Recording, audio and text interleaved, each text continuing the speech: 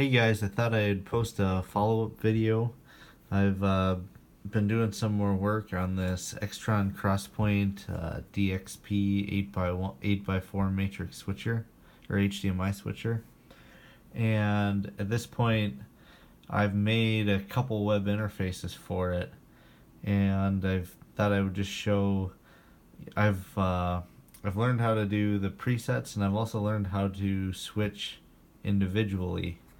So what I'll show you here is this is the stock global presets page, where each one of these buttons just does a different preset. So my presets are pretty simple. It's just, input 1 to output 1, input 2 to output 1, input 3 to output 1, input 4 to output 1.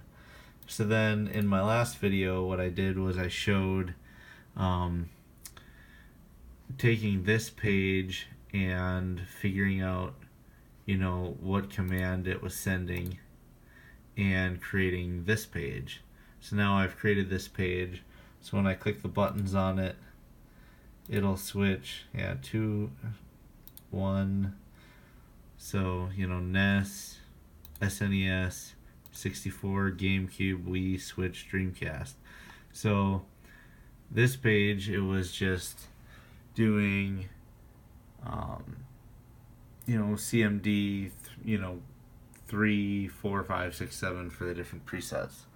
So now what I've been looking at is there's this other page in the web interface that allows you to do a lot of different switching, where you can switch either just audio video or audio and video, and you can just kind of tick boxes in here. So this would be sending input 1 to output 1 audio and video, input 2 audio and video to output 2 audio and video.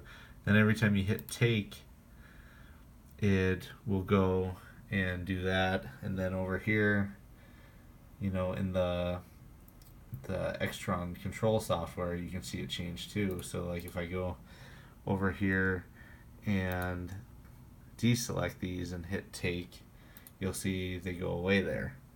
So what I did here was I found the actual frame that's doing it, and what I found was when you tick this stuff, it does different commands similar to the other page, calling to a JavaScript file.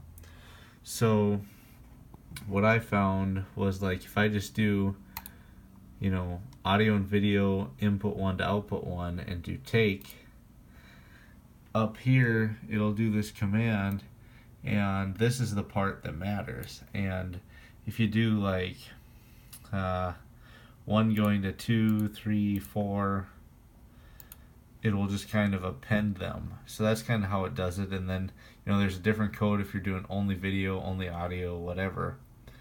So I'll just turn all these off. So what I've done now is I've created created a custom interface of this page, or using commands off this page.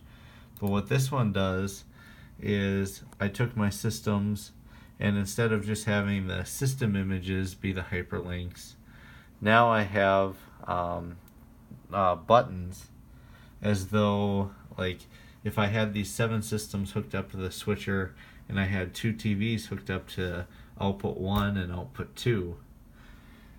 So this is what it looks like on my tablet. So now what I can do is, if you watch here, and these are one of the differences between this and doing the presets is these are all additive. So like with the presets, if you selected